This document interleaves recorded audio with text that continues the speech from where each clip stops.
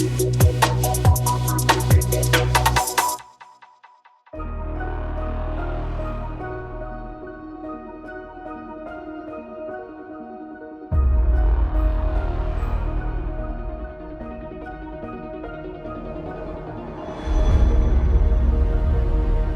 un 360 tout à fait fabuleux que l'on vous propose aujourd'hui avec la visite d'une usine d'enrichissement d'uranium gigantesque à l'image de la tour où nous nous trouvons.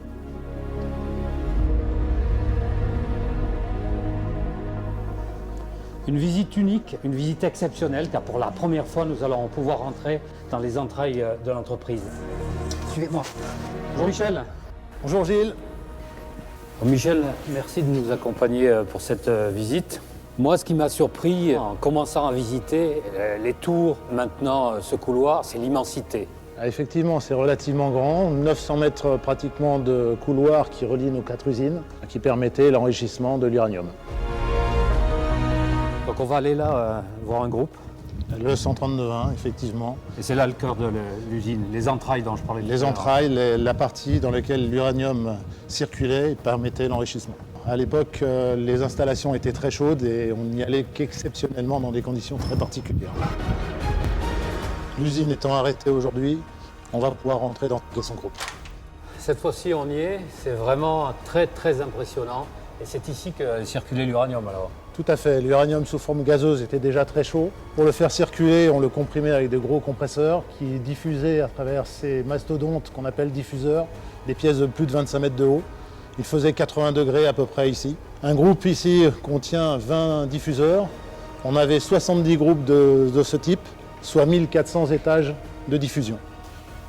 C'est géant ici aussi. Et oui, effectivement. Tu as vu tout à l'heure les diffuseurs. Il fallait bien les amener par quelque part. C'est cette année de manutention principale qui a été utilisée. Et avec ces ponts gigantesques qui ont permis la maintenance et la mise en place.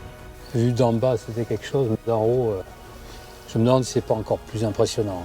On est à hauteur du diffuseur, donc c'est vrai qu'on se rend compte un peu de sa dimension, alors qu'au pied, il est un peu écrasé.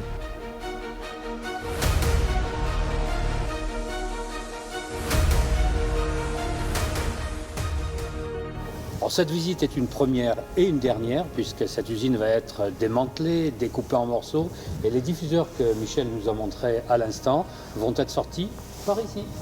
Alors très exactement, c'est ici que nous allons construire un atelier qui sera destiné à déconstruire et conditionner les diffuseurs. Voilà, l'ensemble des diffuseurs des 4 usines seront déposés, ainsi que l'ensemble du procédé, et amenés dans l'unité de densification et de conditionnement. On va traiter ici 160 000 tonnes de métallique. 160 000 tonnes. Oui, 160 000 tonnes, c'est l'équivalent de 20 tours Eiffel. Donc on va mettre en œuvre ici un procédé à la taille de ces mastodontes, avec des pinces géantes comme on a testé cette année. On va également utiliser de la découpe thermique, du chalumeau et une presse cisaille pour conditionner l'ensemble de ces métalliques. Il y aura en moyenne 200 compagnons à l'œuvre dans les installations et dans l'atelier de déconstruction.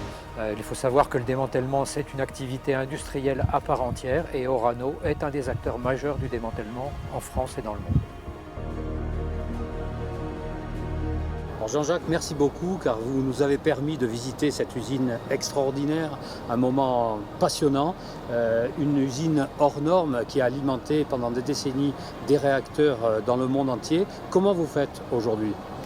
Eh bien, la compétence des équipes qui ont exploité Eurodif ont permis de construire Georges Besse 2 que vous avez derrière vous. Ces usines ont fait partie de l'ensemble du renouvellement du site du Tricastin. L'ensemble de l'outil industriel modernisé, aux meilleurs standards de sûreté, nous permet d'alimenter 90 millions de foyers dans le monde en énergie décarbonée. Tout ça, ça nous donne envie de revenir sur le Tricastin et cette fois-ci de visiter Georges Besse 2.